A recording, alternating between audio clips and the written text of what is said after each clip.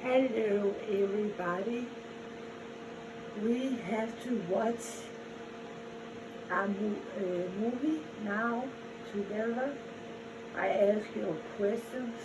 Uh, it is important that you have your mind open for spirituality. It's not me who have made the video. I just share it. I don't have not seen it yet, but it is he who has a why to live can bear almost anyhow. That is what standing on the screen. Um, and this is a secret from the great sagas. Uh, uh, your entire. But first of all, I think we should go to and we read little up in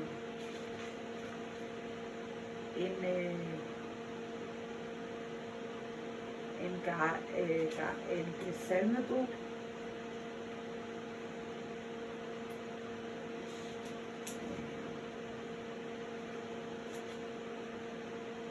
And I find here,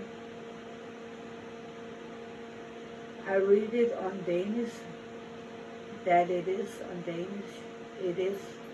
And first of all, we take some deep breath in through the nose and out. And while we do that, we say, we take in and think the thought with your mind. I take healing energies in and I push bad energies out.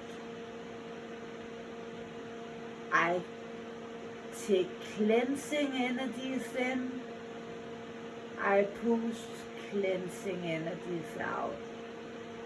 Such as this, you can say to yourself.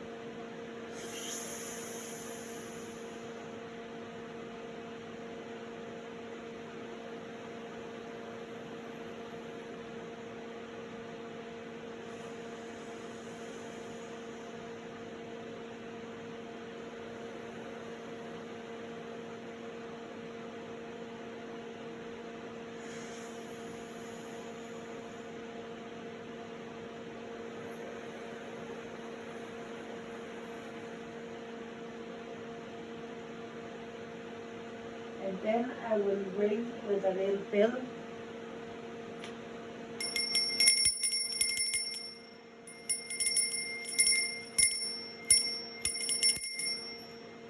Try to see if you can hear where it come from, if it's from the top or side or where the sound comes from.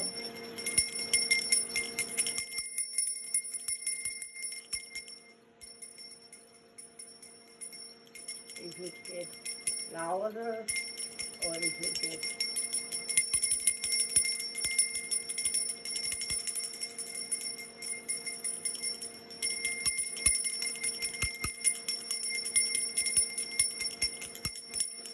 and when we have done that, just to clean the atmosphere in the room with a bit noise, we make a good noise, and then I cast with a thing here, 12, so I go to side 12 in the Sandler book, and you can read with me on this.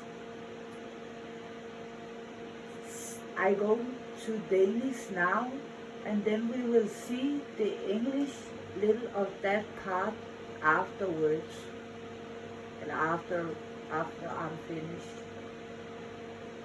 Se, skal jeg alt fortælle fra min ungdomsår.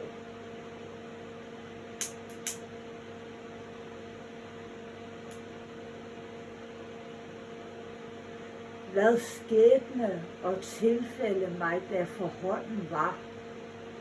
Jeg kan dog ej end i forrentning falde ved Guds husholdningsvej. Jeg ved vel, at den sommer ej varer kan altid en vinter efterkommer, som mig vil favne ved. Jeg ser mit mandeltræ, alt tager til, at knoppens min styrke går i knæ herfra med mine fædre. En gang jeg vandrer bør, det kald er, og langt bedre end det, jeg havde før. Er end jeg fro som gæst, er ude længe fristet, dog bliver hjemmet bedst.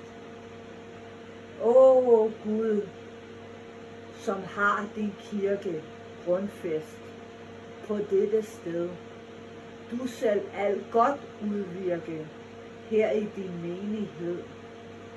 Lad her også i dit hus i troskab mod dig vandre og følge ordets lys. Lad livets kilde flyde, at ingen stopper dem. Lad folkene sig fryde, mens tider farer hen.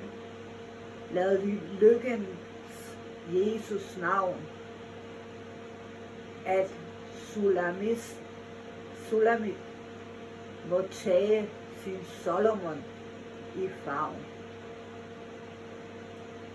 Brud og brudgom, eftersangen her om menigheden.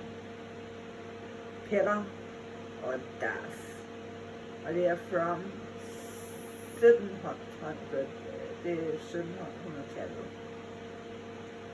Åh store Gud, vi lover dig af hjertens grund. Evendelig i nåde ser du til os ned, og evig er din miskushed. Lovsangen fra den frelse jord, sig blande med sit englekor. Ja, Adams æg i stammer gal eller glad. Kurubers og Safærens klæd. Du hellig, hellig, hellig er. Du hersker over himlens herre, og hele jorden vid og bred er opfyldt af din herlighed. Du skabte himlen under skøn, og i dit billede støvede søn. Du styrtede ånden stolt i hud. Det faldende støv oprejste du. Profeternes og apostlenes kor med martyrskaren trit på jord, og al den ganske kristenhed lovpriser dig for liv og fred. Ja, evigt tak, Gud Fader from, og dig, Guds Søn, kom til os, kom.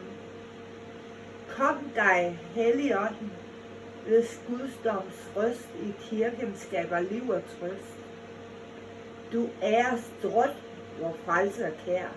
Velkommen og velsignet vær. Du lagde ned dit herredom i kvindes skød og kryberum.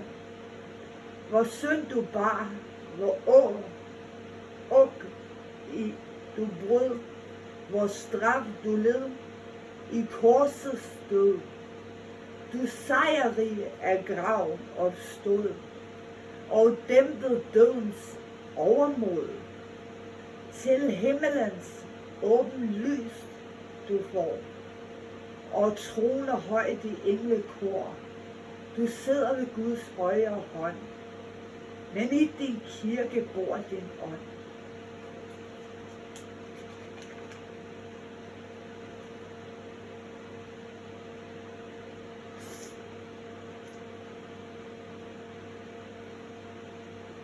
Det jeg tror, meningen er med det, jeg lige har formuleret med, at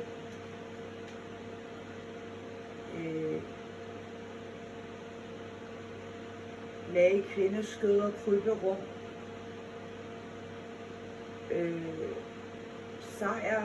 Du er sejrrig af grav, opstod og dæmpet dødens overmod.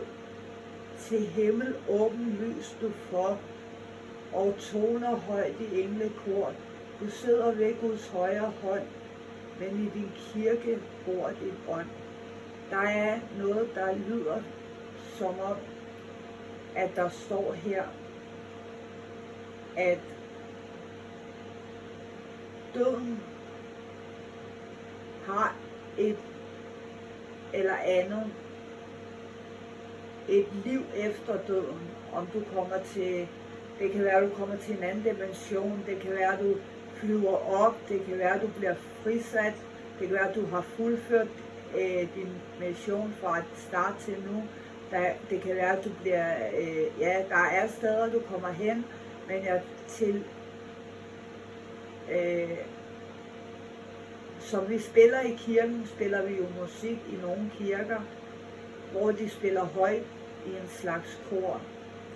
Og der står, at han sidder ved Guds højre hånd, men i din kirke, din ånd bor.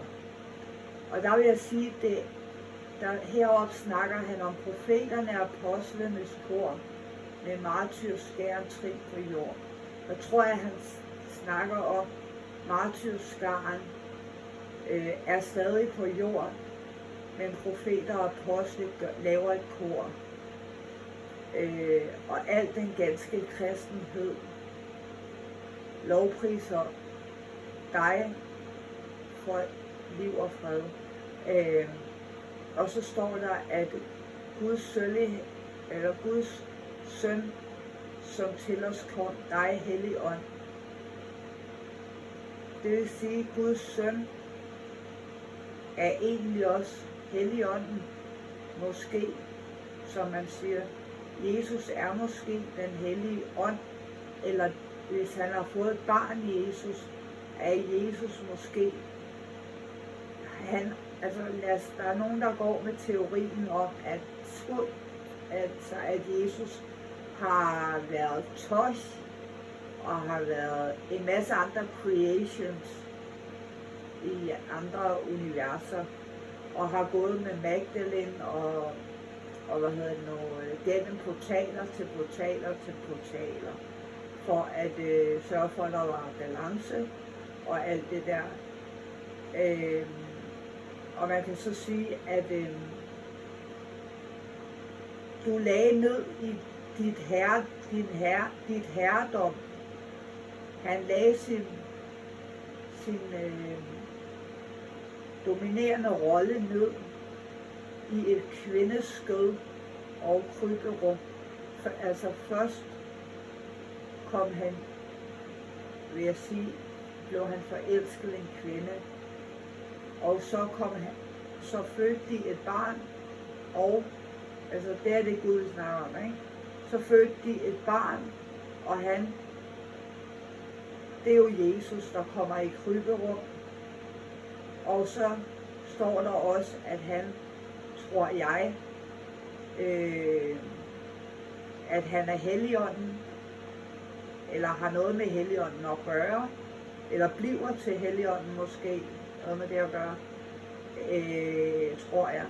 Og så står der, at nu sidder han ved Guds højre hånd, men i din kirke bor din ånd. Så det vil sige, enten sidder hans nye krop med ny spirit ved hans fars højre hånd, eller også, og så bor den gamle ånd i kirken. Eller også er det kroppen, der er begravet i kirken under jorden. Ånden sat fri og sidder ved Guds højre hånd. Og ved hånden bliver han, ja, jeg ved det ikke, men altså, jeg synes lige det.